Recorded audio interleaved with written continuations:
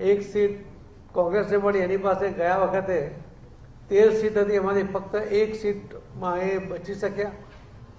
એમાં પણ આપની સાથેની સ્પર્ધામાં એ માંડ છેલ્લા રાઉન્ડમાં એ જીતી શક્યા. એ તો એમાં 68માંથી પણ એમનો એકડો નીકળી જાત, પણ એકડો રહી ગયો. જે રીતે 51 સીટો ગયા વખતે નગરપાલિકાની જે ભારતીય જનતા પાર્ટી પાસે હતી, આ વખતે 14નો વધારો થયો છે. 60 સીટો અમે ક્લિયર કટ જીત્યા છે, જંગી બહુમતી સાથે જીત્યા છે. અને 5 સીટોની અંદર જે કેટલાક અપક્ષો છે એમણે અમને ટેકો આપવા માટેને વાત કરી છે. એના આધારે અમે કુલ 65 નગરપાલિકા એ સંપૂર્ણપણે ભારતીય જનતા પાર્ટીના માધ્યમથી અમે લોકોની સેવા કરવા માટેની તક એ ભાજપના કાર્યકર્તાઓને મળી રહી છે. તમે રિઝલ્ટનું વિશ્લેષણ કરશો તો જોવા મળશે કે લગભગ 7 જેટલી નગરપાલિકામાં કોંગ્રેસનું ખાતું પણ નથી ખુલ્યું, અને બાકીના જે સીટોમાં પણ કોઈક જગ્યાએ 1, 2 આવા ઓછી સીટો એમને મળી છે. એના પરથી ખ્યાલ આવે છે કે કોંગ્રેસને ઘસારો પણ જબરજસ્ત લાગ્યો છે, અને મોદી સાહેબના નેતૃત્વમાં ભારતીય જનતા પાર્ટીને અને એના કાર્યકર્તાઓ પર લોકોનો વિશ્વાસ પણ વધ્યો છે. તમે જોયું હશે કે ધારાસભ્ય પોતે જ્યારે ઇલેક્શન લડ્યા નગરપાલિકામાં, એમણે પણ હારનો સામનો કરવો પડ્યો. ચાણસ્મામાં પણ કોંગ્રેસનો ધારાસભ્ય હતો, ત્યાં પણ બંને નગરપાલિકા ભારતીય જનતા પાર્ટી જીતી છે. અને પોતાના નેતા કેવડાવતા એવા આંકલાવના ધારાસભ્ય, કોંગ્રેસના ધારાસભ્ય, એમણે તો મેન્ડેટ આપવા માટેની હિંમત જ નહીં બતાવી.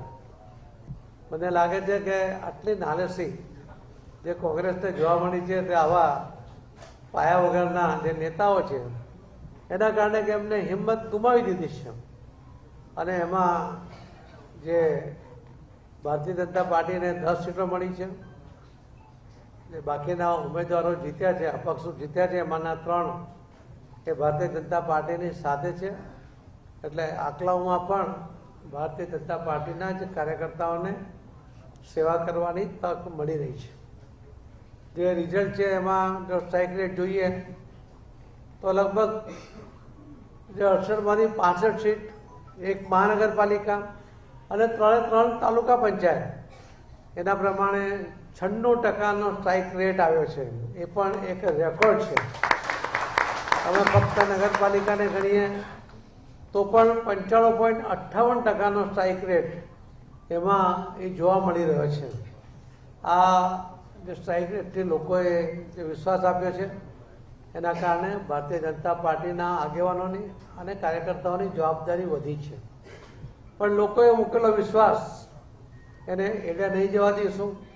એમણે જે વિશ્વાસ મૂક્યો છે એ વિશ્વાસ અકબંધ રહે, એ વિશ્વાસ વધુ વધે, એના માટે અમે એ પ્રકારની કામગીરી કરીને એ વિશ્વાસને વધારીશું. મને લાગે છે કે આવનારા 10 મહિના પછી જે મહાનગરપાલિકા જૂની 8 અને નવી 9 કરીને જે 17 જેટલી મહાનગરપાલિકાના ઇલેક્શન છે, એનો રિઝલ્ટનું પ્રતિબિંબ એ આજે આપણને આ રિઝલ્ટમાં જોવા મળી રહ્યું છે. આજે ભવ્ય વિજયને કારણે અમારી જવાબદારી જે વધી છે, એટલા જ માટે અમે જે જીતેલા ઉમેદવારોને પણ અને સૌ કાર્યકર્તાઓને પણ આ વિજયને વધામણા ચોક્કસ કરે, પણ જવાબદારી વધી છે, લોકોનો વિશ્વાસ વધ્યો છે.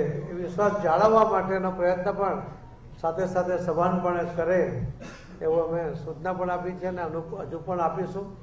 લોકોના વિશ્વાસને ટકાવવા, એમને વધારવા અને એમના મૂકેલા વિશ્વાસને સાર્થક કરવા માટે સરકાર અને સંગઠન બંને સાથે મળીને કામ કરશે. અને આ ગુજરાતના વિકાસ એ વધુ વેગવંતો બને એના માટેના સફળ પ્રયત્ન આપ સૌના સાથે રહીને અમે કરીશું.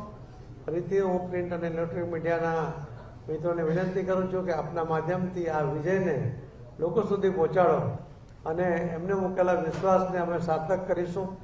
એ વાત પણ લોકો સુધી પહોંચે એવી મારી નમ્ર વિનંતી છે. હું માન્ય મુખ્યમંત્રી શ્રી ભૂપેન્દ્રભાઈ પટેલ એમને વિનંતી કરું છું કે એ પણ આપને કંઈક બે શબ્દો કહે. ધન્યવાદ. હવે કંઈક પ્રશ્નો હશે તો પછી પૂછી શકો. ના કંઈ બરોબર છે.